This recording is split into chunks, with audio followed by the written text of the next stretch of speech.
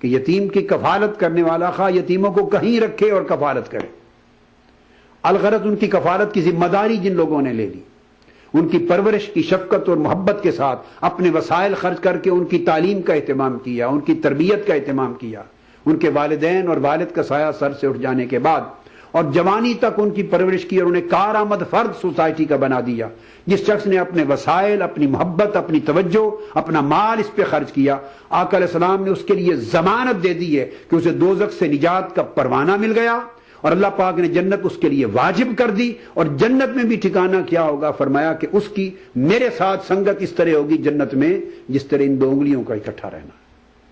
اب یہاں حضرت ابو ہریرہ رضی اللہ تعالیٰ عنہ فرماتے ہیں خیر بیت من المسلمین بیت فیہ یتیم یحسن الیہ، فرمایا مسلمانوں کے گھروں میں سب سے بہتر اور اچھا گھر وہ ہے جس میں کوئی یتیم ہو اور اس کے ساتھ اچھا سلوک کیا جاتا ہو، رحمت شفقت اور محبت کے ساتھ اس کی پرورش کی جاتی ہے۔ اور شر بیت فی المسلمین بیت فیہ یتیم یساء الیہ، اور سب سے برا بدبختوں کا گھر وہ ہے جس میں کوئی یتیم بچہ یا بچی ہے مگر اس کے ساتھ حسن سلوک نہیں کیا جاتا، برا سلوک کیا جاتا ہے۔ یہ فرما کر پھر فرمایا انا وکافل الیتیم فی الجنت کہاتین، میں اور یتیم کی کفالت کی ذمہ داری لینے والا جنت میں ان دو انگلیوں کی طرح اکٹھے ہوں گے۔ اسے بھی امام بخاری نے الادب المفرد میں، امام عبداللہ بن مبارک، امام ابن ماجہ، امام بغوی، امام ابن ابی الدنیا سب نے سند حسن اور سند صحیح کے ساتھ روایت کیا۔ الغرض حضور علیہ الصلوۃ والسلام نے یتامہ کی پرورش کے لیے، بیوگان کی پرورش کے لیے، مساکین اور محتاج بچے بچیوں کی، بے سہارا بچے بچیوں کی پرورش کے لیے رحمت اور شفقت کے ساتھ، محبت کے ساتھ اس کو دین اسلام کا بہت بڑا افضل، اعلیٰ اور عرفہ عمل اور عبادت قرار دیا۔ یہی عمل جیسے سلوک یتیم بچوں کے ساتھ ہے، یتامہ اور بیوگان کے ساتھ ہے، مساکین اور محتاج بچوں کے ساتھ ہے، ان لوگوں کے ساتھ کرنے کا حکم ہے جو آپ کے گھروں میں کام کاج کرتے ہیں، آپ کی ملازمت کرتے ہیں۔ آقا علیہ السلام کے زمانہ میں، زمانہ عہد رسالت میں یا اس سے قبل، چونکہ پرزنرز آف وار غلام بن کے آتے تھے اور باندیاں بن کے آتی تھی، چونکہ اس وقت سلیوری کا رواج تھا بین الاقوامی سطح پر۔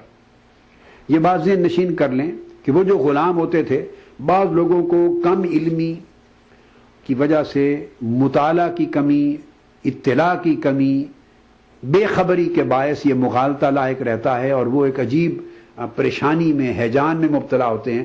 وہ سمجھتے ہیں، اور ویسٹرن ورلڈ کے بھی لوگ اور کئی سیکولر لوگ اس مغالطے میں مبتلا ہیں کہ شاید معاذ اللہ غلامی کا تصور اور انسٹیٹیوشن اسلام نے انٹروڈیوس کیا ہے۔ یہ تصور ٹوٹلی غلط ہے، بیس لیس ہے، یاد رکھ لیں، اس کی کوئی بنیاد نہیں ہے سرے سے، یہ محض بے خبری ہے، جہالت ہے۔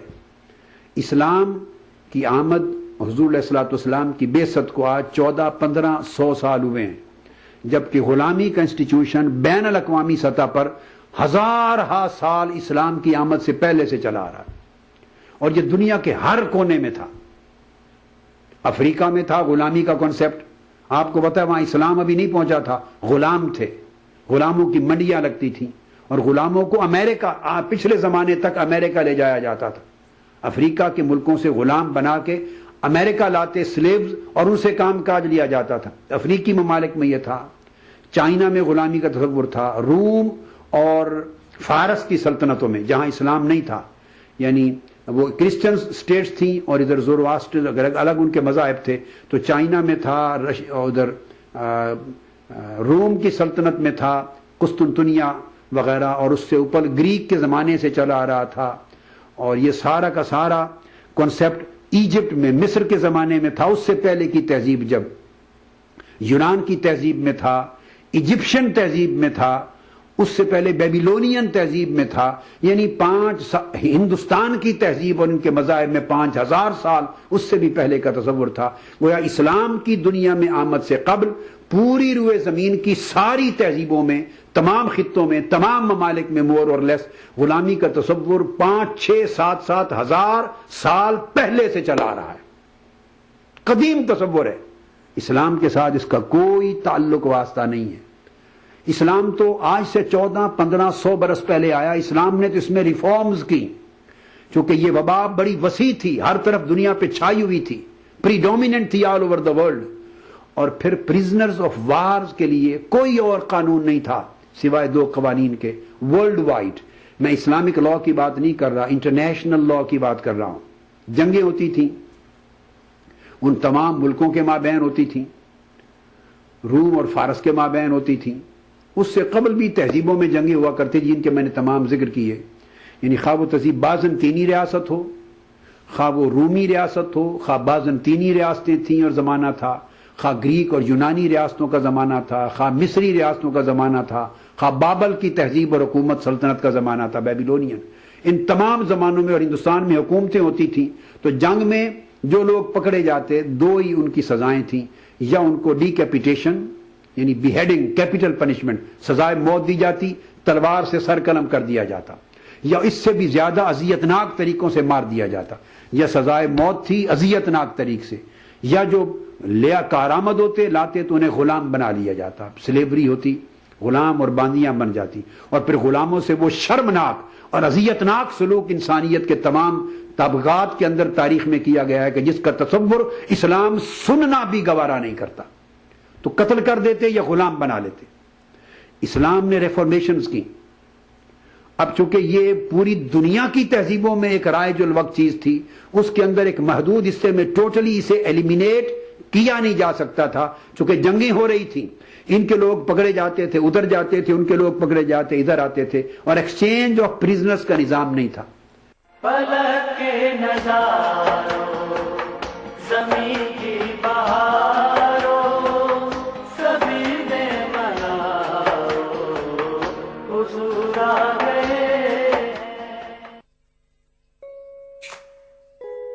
لمبی لائنوں میں لگنا ہوا پرانا, آیا ہے آن لائن کا نیا زمانہ. ہر ضرورت اب ہوگی پوری, چاہے ہو پاسپورٹ کی ڈیلیوری, بل کی کرو اب پیمنٹ بنا کوئی ٹینشن. ساری جن سیوائیں گھر بیٹھے پا کر ہر کوئی ہوا اب سیانا. کورٹ کیس کی لینی ہو جانکاری, ارے ملے گی آن لائن اب ساری. دینا ہو جب تمہیں انکم ٹیکس, آن لائن دے کر کرو ریلیکس. کچھ بھی چاہیے آپ کو گھر بیٹھے منگوانا, اب لمبی لائنوں میں لگنا ہوا پرانا. آپ کے ہاتھوں میں پہنچے گا اب ہر سوال کا جواب. راشٹریہ ای گورننس یوجنا ہے لاجواب.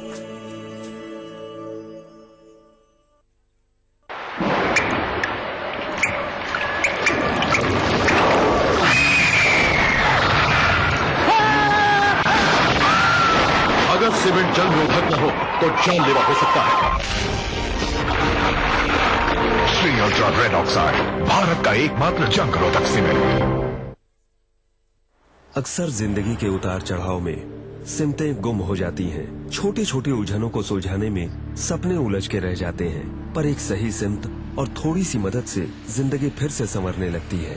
میرا ایک سپنا تھا, ایک کھلا آسمان, اور میں اڑان بھرنے کو تیار. پر زندگی کو یہ منظور نہ تھا. ابو بچپن میں گزر گئے, ماں کپڑے سل سل کے ہم بھائیوں کو پڑھاتی رہی.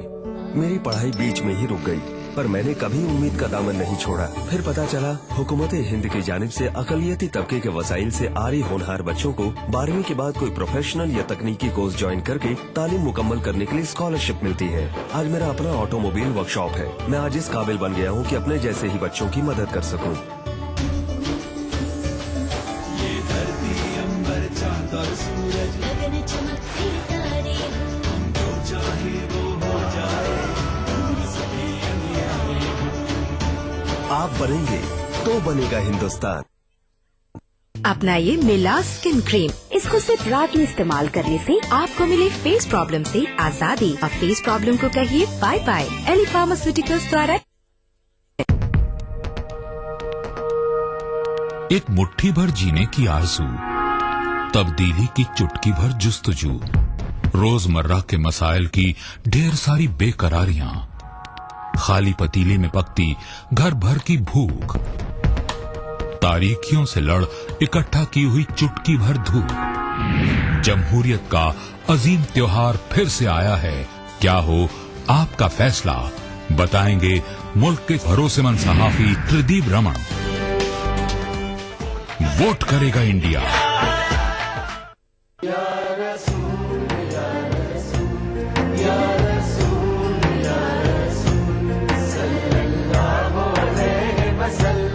सारी कायनात मसरूर है, जश्न मिलादे रसूल है। ऐ नबियों के सरदार, निगाह इश्क व मस्ती में वही अव्वल वही आखिर, वही कुरआन वही फुरकान, वही यासीन वही ताहा।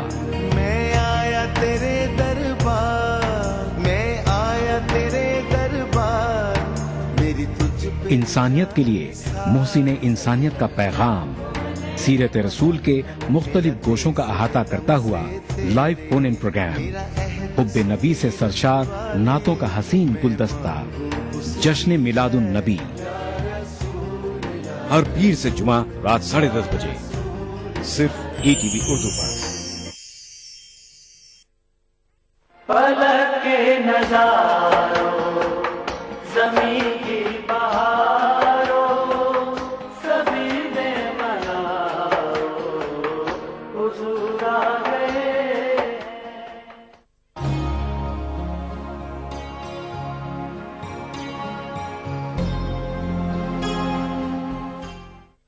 रैनसम मनी के जरिए आका अलैहिस्सलाम ने आजादी का तरीका बताया। एक्सचेंज ऑफ प्रिजनर्स के जरिए आका अलैहिस्सलाम ने आजाद कर देने का तरीका बताया। गज़वा बदर के जब 70 कुफार कैदी बन के आए, उन्हें 10-10 मदीना तैयबा के बच्चों को तालीम देने के एवज़ आका अलैहिस्सलाम ने आजाद कर दिया कि सिर्फ 10-10 मदीना के बच्चों को लिखना पढ़ना जो सिखा दे, वो बगैर रैनसम मनी के, बगैर मुआवजे की रकम के उन्हें आजाद कर दिया जाए। और आका अलैहिस्सलाम ने आजाद कर दिया इस तरह, बजाय गुलाम रखने के। तो इस्लाम ने इस बात को तरजीह नहीं दी कि गुलाम बनाया जाए, बल्कि गुलामों को आजाद करने को इस्लाम ने प्रेफरेंस दी। बजाय गुलाम बनाने के, गुलामों को आजाद करने को अल्लाह रब्बुल इज्जत ने आयात कुरानी के अंदर एक बहुत बड़ा अजीम अजर रखने वाला, फजीलत रखने वाला, सवाब रखने वाला एक अमल और इबादत करार दिया। फक्को रक़बतिन ओ इतामुन फी यौमिन ज़ी मस्ग़बा, गर्दन को आजाद करना, इसको इस्लाम ने बहुत बड़ा अजर वाला अमल करार दिया। गुलामों को आजाद, इस्लाम ने गुलाम बनाने की बजाय गुलामों को आजाद करना सिखाया। गुलामी को एज एन इंस्टीट्यूशन रिवाज देने की बजाय गुलामों को लिबरेट करना, उनको इंडिपेंडेंस देना, उन्हें फ्रीडम देना, इस इंस्टीट्यूशन को, इस लॉ को, इस कंसेप्ट को इंट्रोड्यूस कराया पूरी कायनात में। और जो लोग छूट के आजाद होकर किसी सबब से न जा सकें, क्योंकि दूसरी रियासत बदस्तूर स्टेट ऑफ वार में रहे, हॉस्टिलिटी में रहे, बाकायदा हालत जंग में रहे और आजाद न हो सके किसी और सबब से भी, तो उनको रखना तो था। अब बड़े बड़े कैद खाने नहीं थे, प्रिजन्स नहीं थे कि इन्हें कैदी बना के रखा जाए, उस वक्त स्टेट्स के वसाइल नहीं थे, लिहाजा लोकल लोगों को, जिहाद करने वालों को प्राइवेट कस्टडी में इनको दे दिया जाता। तो इस्लाम का तसव्वुर, जो इस्लाम में गुलामी का तसव्वुर बदल गया और रेफॉर्मेशन के बाद आके जो शक्ल बनी रिफॉर्म्स के बाद, वो ये वक्त it became a private custody instead of putting them into public custody, into state custody. State के पास बड़े बड़े प्रिजन्स नहीं थे, कैद खाने नहीं थे कि स्टेट कस्टडी में रहते, फिर उनका खाना खिलाना, उनको लिबास देना, उनकी जरूरियात को पूरी करना, एक पब्लिक एक्सचेकर, बहुत बड़ा फंड और बहुत बड़ा बजट रिक्वायर्ड था, वसाइल नहीं थे अभी।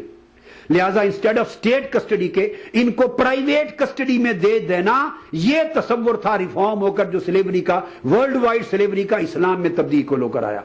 और जिनकी कस्टडी में दिया उन्हें कहा कि गुलाम, वो बात कहने वाला हूं इन हदीस के जरिए कि जो खुद खाते हो वही गुलाम को खिलाओ। इस तारीख इंसानियत में, किसी तहजीब और सकाफत में, किसी रियासत में, किसी दौर के अंदर भी गुलामों का यह स्टेटस न था कि मालिक को, जो उसका कस्टोडियन है, अब कस्टोडियन को कहा गया जो खाते हो वही अपने स्लेव्स को यानी गुलामों को खिलाओ, अब्द को खिलाओ, जो पीते हो वो उनको पिलाओ, जो लिबास पहनते हो वो उनको पिलाओ, उन पर जुल्म न करो, उन पर तकलीफ न दो, उन्हें शादी का हक दे दिया गया।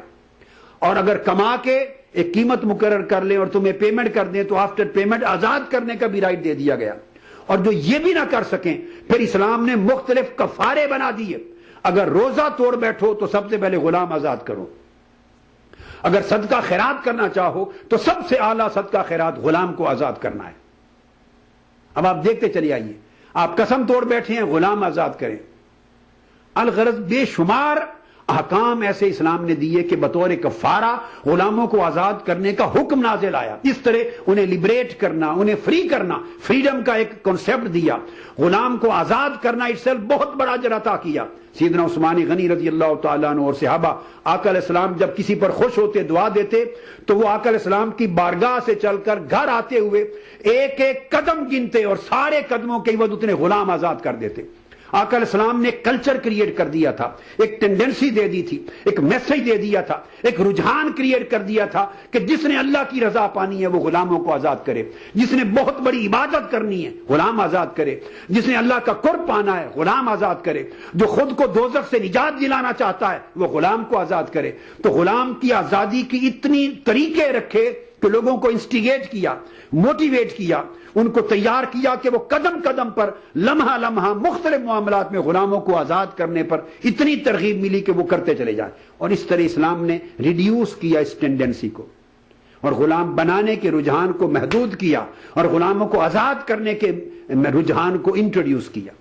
اور جو رہ جائیں ان کا سٹیٹس اتنا بلند کر دیا کہ وہ ایک ٹائٹل تھا ورنہ وہ غلام نہ تھے. ان کو حقوق قانونی دے دیے، عدل کا قانون دیا، انصاف کے قانون دیے، احکام ان کے لیے دیے، سزائیں ان کے لیے ہاف کر دی، عدالت میں جانے مالک کے خلاف اپنا کیس فائل کرنے کا رائٹ دیا، جو کہ دنیا کی تاریخ میں کسی ریاست میں، کسی سلطنت میں، کسی تہذیب و ثقافت میں کبھی ایسا نہ تھا کہ غلاموں کو اگینسٹ دیئر کسٹوڈینز، ان کے ماسٹرز، ان کے مالکوں کے خلاف عدالت میں جا کے کیس کرنے کا بھی رائٹ ہو اور وہ فائٹ کر سکے. ان کے رائٹس ہی نہیں تھے.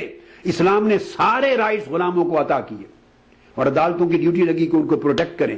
اور اسلام نے قرآن و سنت کے ذریعے ان کے حقوق کو نہ صرف معین کیا بلکہ ان کی حفاظت کے سامان مہیا کیے. تو یہ تصور پرزنرز آف وار کی وجہ سے یہ تصور جاری رکھنا پڑتا تھا. ٹوٹلی ایلیمینیٹ کرنے کی کوئی پریکٹیکل سبیل نہیں تھی، عملی کوئی شکل نہیں، پاسبل نہیں تھی.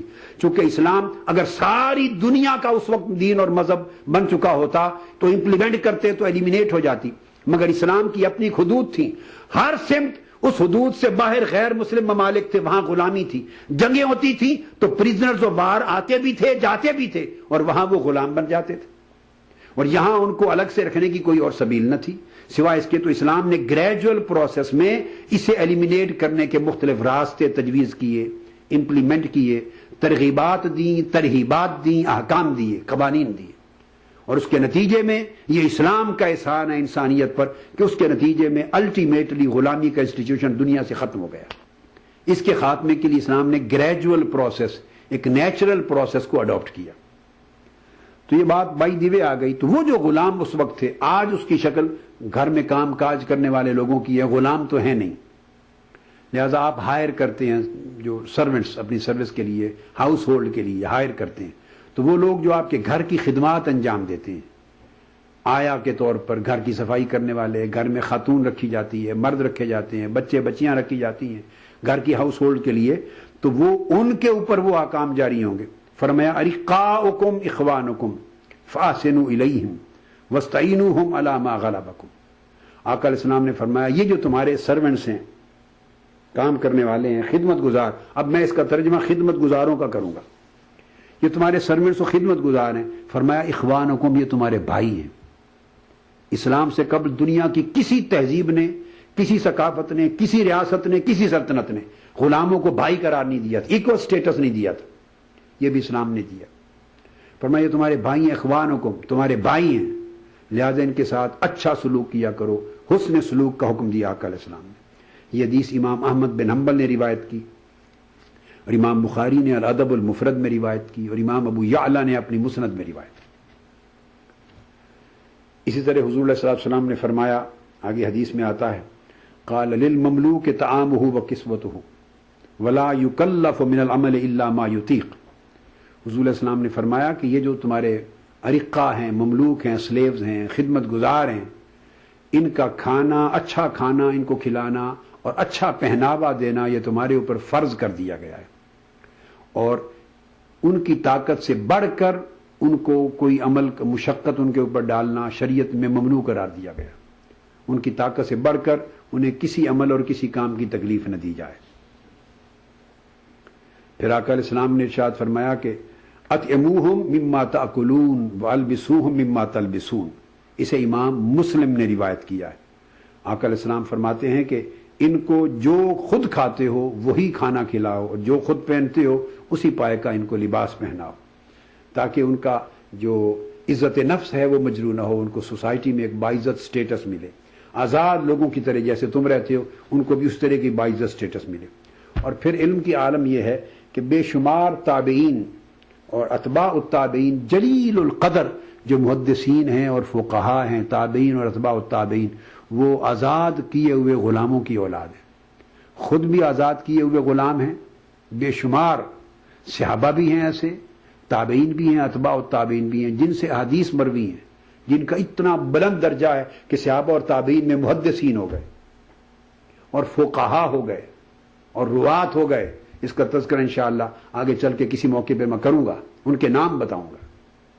کتنی کتنی ہستیاں ایسی ہوئیں جو آزاد کردہ غلام تھے، خود آزاد کیے گئے یا آزادی لینے والے غلام تھے، یا آزاد کیے ہوئے غلاموں کی اولاد تھی یا ان کے بیٹے تھے، اور ان کو اتنا بڑا سٹیٹس ملا کہ وہ مرجع تھے علماء کے، امت کے، عوام و خواص کے، علم دین میں، علم تفسیر میں، علم حدیث میں، علم فقہ میں. اور یہ لوگ مدینہ طیبہ میں بھی مرجع خلائق تھے، مکہ مزمہ میں بھی تھے، بصرہ میں بھی تھے، کوفہ میں بھی تھے، دمشق میں بھی تھے.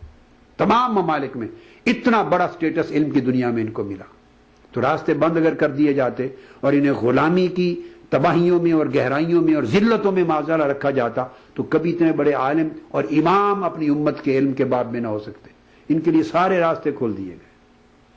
ایسے واقعات بھی ہیں کہ ایک صحابی کو کسی کو دیکھا کہ اس نے یا ان کے گھر میں سے کسی بچے نے ایک غلام کو، جو ان کے پاس غلام تسلیب تھا، اس کو مارا، اس کو تھپڑ مار دیا. بس کہ ان کے گھر کے کسی فرد نے، بچے نے تھپڑ مار دیا. حضور علیہ الصلوۃ والسلام فرماتے ہیں، ہلال بن یصاف اس کو بیان کر رہے ہیں اس واقعے کو، کہ سوید بن مقرن رضی اللہ تعالیٰ عنہ صحابی ہیں، انہوں نے بیان فرمایا. حضرت سوید بن مقرن رضی اللہ تعالیٰ عنہ فرماتے کہ وہ اس طرح ایک تھپڑ مار دیا کہ ان کے کسی بچے نے، فَأَمَرَنَا رسول اللہ صلی اللہ علیہ وسلم أَن نُؤْتِقَهَا، تو آقا علیہ السلام نے حکم دیا، وہ باندھی تھی جس کو تھپڑ مارا، گھر میں کام کرنے والی تھی، تو آقا علیہ السلام نے حکم دے دیا کہ اب تم اس کو اپنے پاس نہیں رکھ سکتے، اس کو آزاد کر دیں. ممکن ہے وہ کتنے پیسوں سے خرید کے لائے ہوں گے، مگر اسے ایک تھپڑ کے عوض فرمایا خبردار اب اس کو نہیں رکھ سکتے، آزاد کر دیا گیا. سو انہوں نے کہا کہ ہمارے پاس ان کے سوا گھر میں اور تھی کوئی نہیں. وَمَا لَنَا خَادِمٌ إِلَّا وَاحِدًا، ایک ہی تھی، مگر آقا علیہ السلام نے معاف نہیں کیا، آزاد کر دیا اس کو ایک تھپڑ کی وجہ سے. اتنا اجر اور اتنا مقام عطا کیا. ابو ہریرہ رضی اللہ تعالیٰ عنہ فرماتے ہیں، المملوک اخوک فاذا صنع لك طعاما فاجلسه معه، جو سلیب ہے وہ تمہارا بھائی ہے، جب وہ کچن میں تمہارے لیے کھانا بنائے اور کھانا لے کے آئے، آقا علیہ السلام نے فرمایا اس کو اپنے پاس بٹھا لو اور ساتھ ملا کے کھانا کھلاؤ، مل کر کھانا کھاؤ اس کو. اور اگر وہ انکار کرے، ساتھ نہ بیٹھے، تو پھر وہی کھانا اس کو دے دو، الگ بیٹھ کے کھا لے. اگر وہ نہ بیٹھے، انکار کرے، کسی قیمت میں نہ بیٹھے، تو وہی کھانا اس کو دو کہ چلو تم اپنی جگہ پہ بیٹھ کے کھا لو. اور آقا علیہ السلام نے فرمایا خبردار اس کو تھپڑ مت مارو، اس کے چہرے پر مت ضرب مارو. اسے امام احمد بن حنبل نے اپنی مسند میں روایت کیا ہے، امام ابو داؤد طیالسی نے اپنی مسند میں روایت کیا، امام بہقی نے سنن کبریٰ میں اسناد حسن کے ساتھ روایت کیا، اور اس حدیث کی جو اصل ہے وہ بخاری اور مسلم میں آئی ہے، متفق علیہ. حضرت عمار بن یاسر رضی اللہ تعالیٰ عنہ روایت کرتے ہیں کہ حضور علیہ السلام نے فرمایا، قال رسول اللہ صلی اللہ علیہ وسلم من ضرب مملوکہ ظلما وقیل منہ یوم القیامہ. آقا علیہ السلام فرماتے ہیں کہ جس شخص نے اپنے کسی غلام کو، اپنے خادم کو، خدمت گزار کو ظلمن مارا، جس کا وہ حقدار نہ تھا، اس کو مارا، قیامت کے دن میں اس غلام کی جگہ اس کا بدلہ لینے والا ہوں گا، اس کی جگہ پہ اس کا بدلہ میں لوں گا، اس کا وکیل بنوں گا. پلک کے نظاروں زمین کی بہاروں سبھی نے مناؤ حضور آ گئے. اس پروگرام کو پیش کرنے میں تعاون کیا بنگر سیمنٹ، سستا نہیں سب سے اچھا. Shri ultra red oxide, Bharat کا ایک ماتر جنگ روधक سیمنٹ.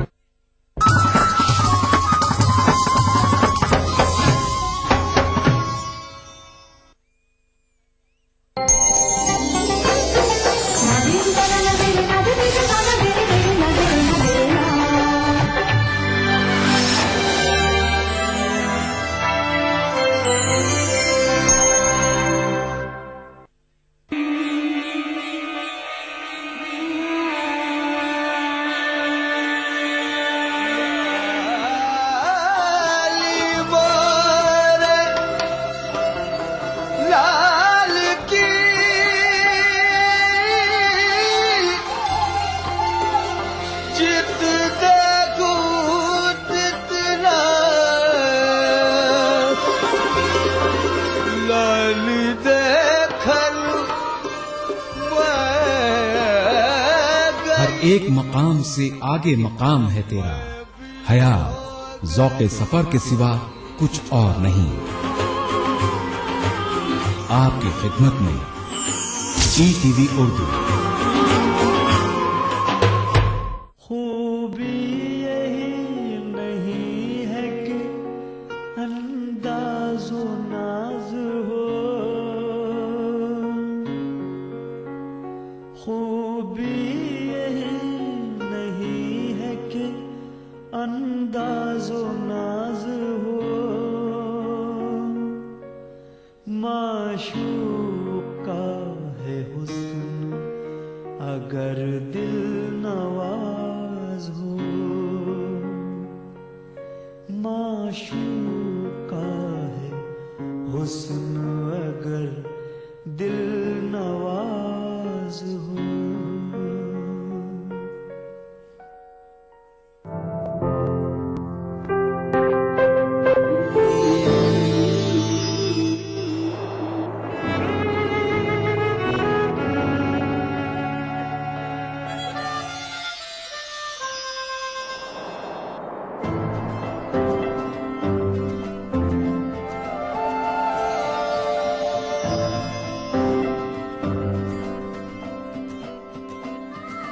नए एहसासों से जुड़े नए रिश्ते बिखेरेंगे रंग। जिंदगी लाइव सीजन 5 इतवार दोपहर 12 बजे और शनिवार दोपहर 12:30 बजे। ETV उर्दू पर अगला प्रोग्राम।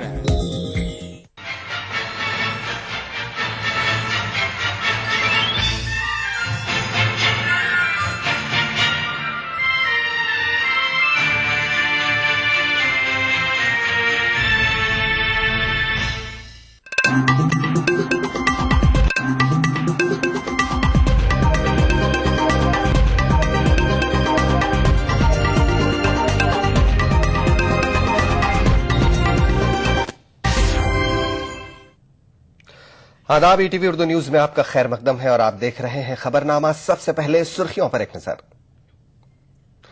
हम जिनसी ताल्लुकात रहेंगे गैर कानूनी ही, नजरसानी दरख्वास्तों को सुप्रीम कोर्ट ने किया खारिज। लोकपाल बिल पर दिल्ली हुकूमत ने नहीं किया अभी कोई फैसला, वजारत कानून ने मसवदे को नहीं दी हतमी शक्ल। शीला दीक्षित को नहीं भेजा जा रहा है राज्यसभा, उम्मीदवारों की आखिरी फहरिस्त में शैलजा और संजय शामिल। चंद्रशेखर कत्ल मामला, केरला की खुसूसी अदालत ने CPIM के 3 लीडरों समेत 11 अफराद को दी उम्र कैद की सजा।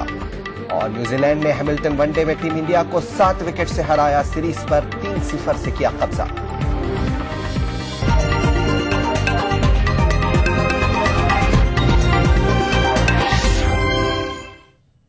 और अब खबरें तफसील के साथ। हम जिनसी ताल्लुकात गैर कानूनी ही रहेंगे। सुप्रीम कोर्ट ने हम जिनसी ताल्लुकात को जुर्म करार देने के फैसले पर नजरसानी करने से इनकार कर दिया है।